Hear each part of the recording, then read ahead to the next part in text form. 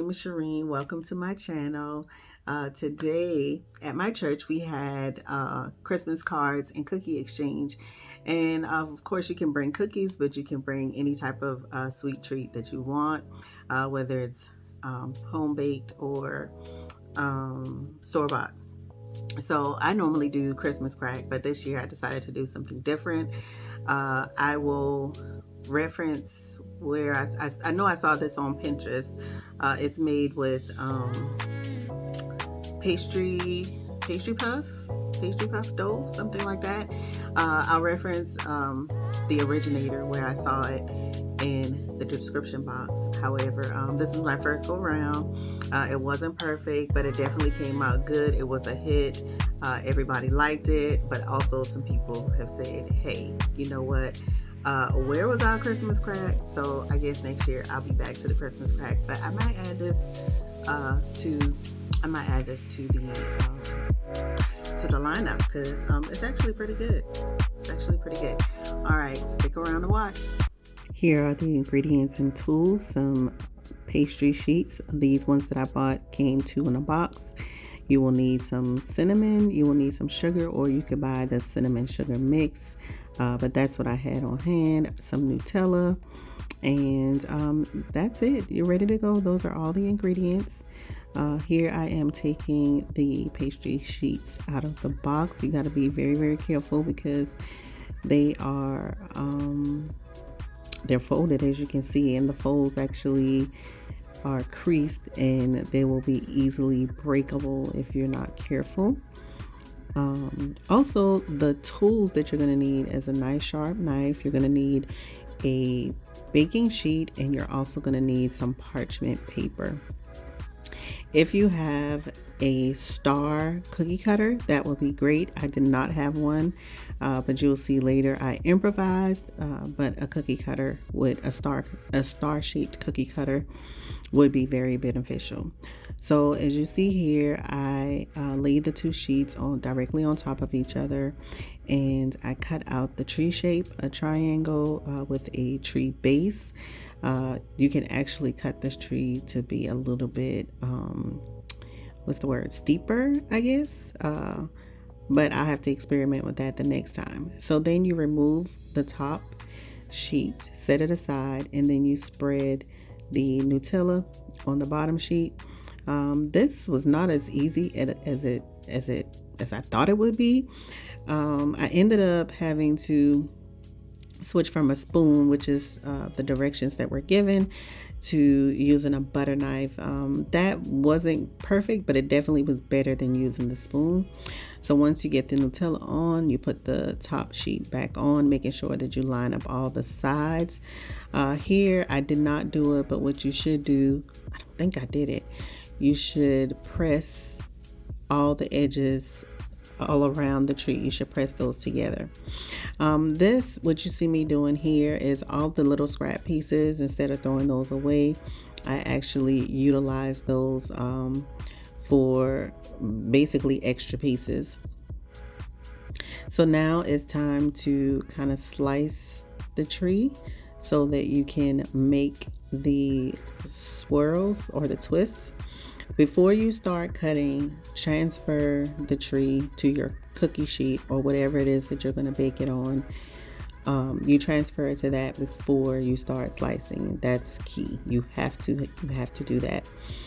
You slice, you make the slits about 1 inch in width, and make sure you even them up on both sides, and try to use your tree base as the width of where you stop the cuts at. Hopefully I'm explaining that correctly, and you'll see the twist doesn't go all the way to the center of the tree. It only goes to the edge of where the tree base is.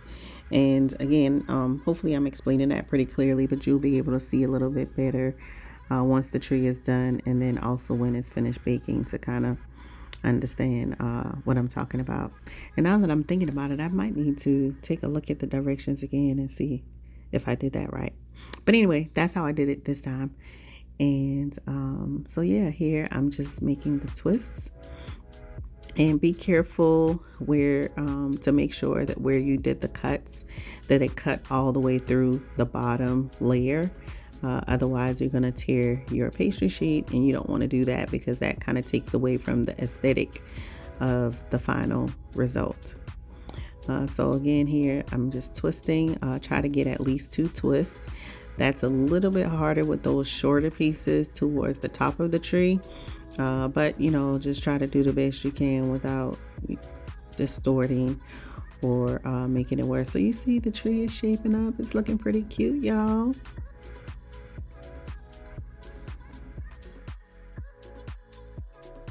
So now what you're gonna see me do is to attempt to make a star.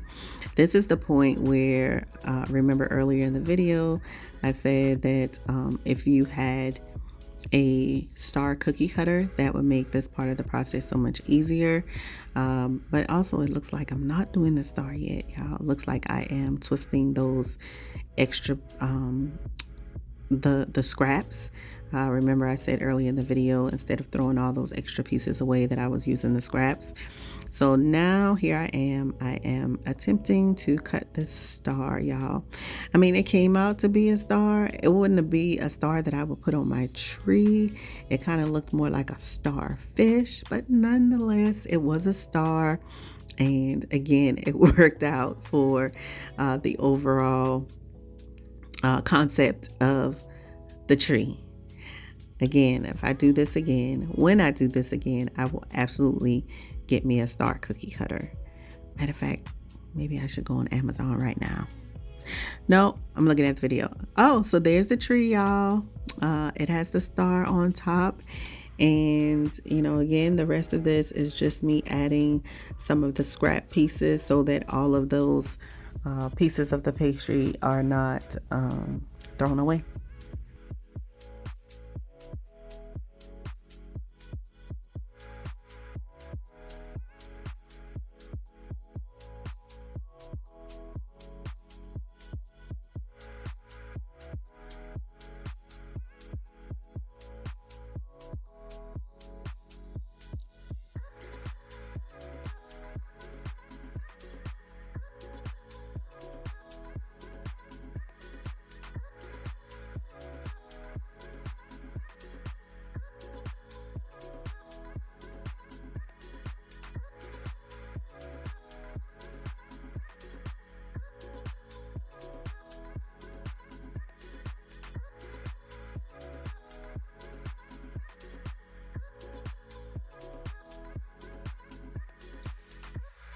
At this point, your oven should be heated to 400 degrees. And when you're finished placing all of your pastry pieces onto your baking sheet, then you can go ahead and put it in the oven and you bake for 20 to 30 minutes. I would suggest that once you get to 20 minutes that you take it out, or not take it out, but check it to see where it is, because you just want to bake it to nice and golden brown. You don't want it to overcook. So this is the baked sheet, and then you sprinkle it with some powdered sugar and cinnamon. And again, if you have a powdered sugar and cinnamon mix, that's where you would use that here. But I didn't have a mix, I just had the separate ingredients, so that is what I did. Next, you're gonna see me transfer, because I wanted to put it on my nice cute little Christmas plate and not leave it on the cookie sheet, one for aesthetics and two to transport. But so you're gonna see me transfer that over, and then I'll come back and give my final thoughts on how everything turned out.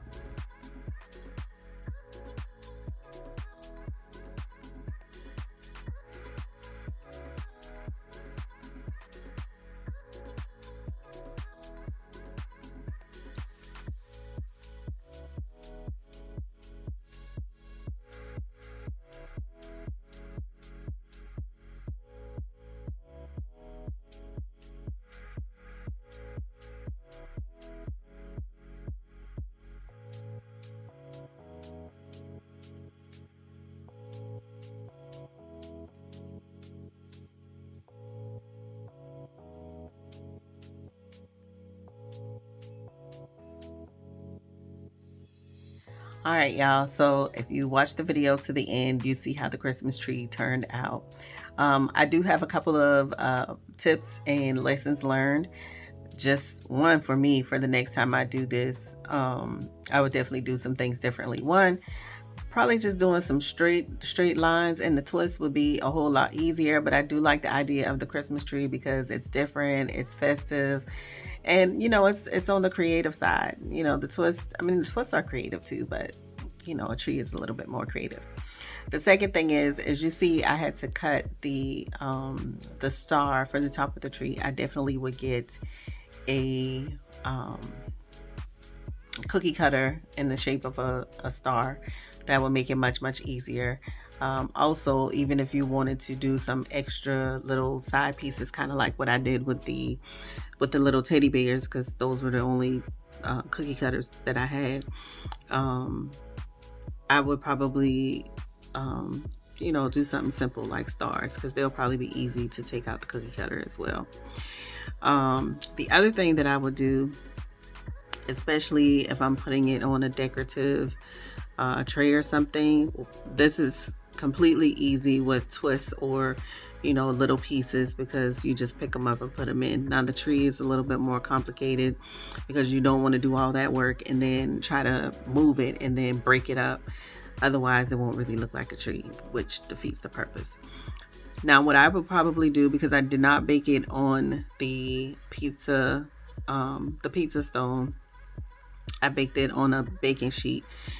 I find it really interesting. So we bake cookies on the pizza stone. You know, the cookie is typically soft and the bottom has like just the right amount of crust. You know, it's not burnt or anything like that. So I will probably cook that on the cookie sheet, I mean on the pizza stone, the next time. And as you can see, I used 2 spatulas to kind of lift it to where I needed to go, and that wasn't too terribly complicated, mainly because of the size, because the tree is not really that big. I thought it was going to be bigger than that, but it's not really that big, so it won't be that hard to transport. Again, you just have to be careful, but it's not difficult.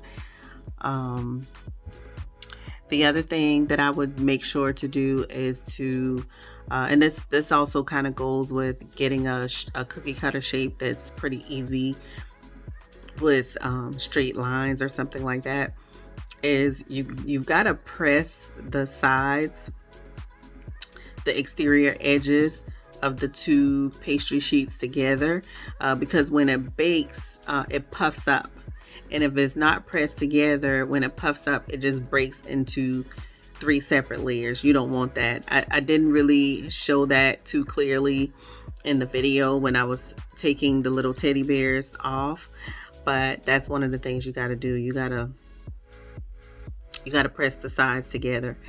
And I'll experiment a little bit more, because I can see how that would be a little bit difficult when it's in layers. With the Nutella in the middle, you don't want to press too much, because I mean, I don't know, I just need to experiment, and I'm willing to experiment because again, it was fun, it was easy, and it really didn't take that long. It took less than an hour. So those are my tips and tricks, and when I do it again, I'll come back with another video, and hopefully things will turn out better. But I think it turned out pretty good. Let me know what you think. Thanks for watching. Bye.